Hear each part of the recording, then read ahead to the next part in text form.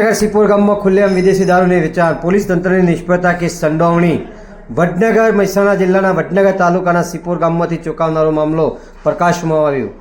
જો ખુલ્લેઆમ દારૂની અને બિયરની વેચાણ થઈ રહ્યું છે તો સ્થાનિક રહેવાસીઓના આરોપ મુજબ આ વ્યવસાય કોઈ ગુપ્ત રીતે નહીં પણ જાહેરમાં જાણે કાયદાનું કોઈ ભય જ ન હોય તે રીતે ચાલી રહ્યો છે। સ્થાનિક લોકોને શંકા છે કે આ દારૂના વેપાર પાછળ પોલીસ તંત્ર કેટલાક શખ્સોના આશીર્વાદ છે।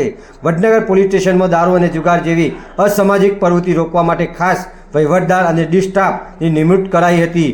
તેમ છતાં હાજર પરિસ્થિતિમાં પ્રશ્નો ઊભો કરે છે કે શું આ સ્ટાફ આ પ્રવૃત્તિ રોકી રહ્યો છે કે તે ઉત્તેજન આપી રહ્યો છે।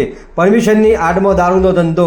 મળતી માહિતી અનુસાર દારૂ વેચનાર વ્યક્તિને જમાદાર, વહીવટદાર અથવા ડી સ્ટાફ તરફથી પરમિશન હોય તેવું સૂત્રો દ્વારા જાણવા મળ્યું છે।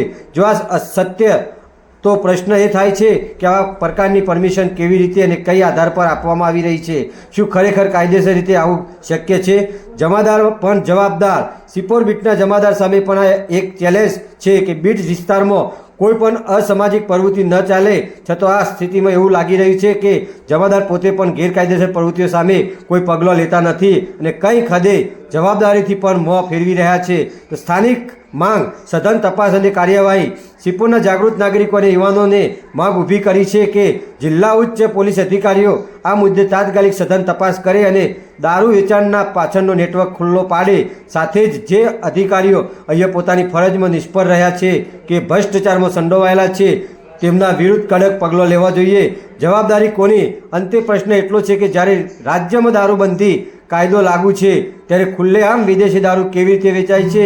શું આ પોલીસ અને સંચાલન તંત્રની નિષ્ફળતા છે તો જાણતી સંડોવણી? આ મુદ્દે તાલુકા સ્તરે, જિલ્લા અને રાજ્ય સ્તરે પણ ગંભીરતાની તપાસ થઈ એવી લોકોની માંગ ઉઠી રહી છે। પડકાર ન્યૂઝ અહેવાલ નાગજી ઠાકોર।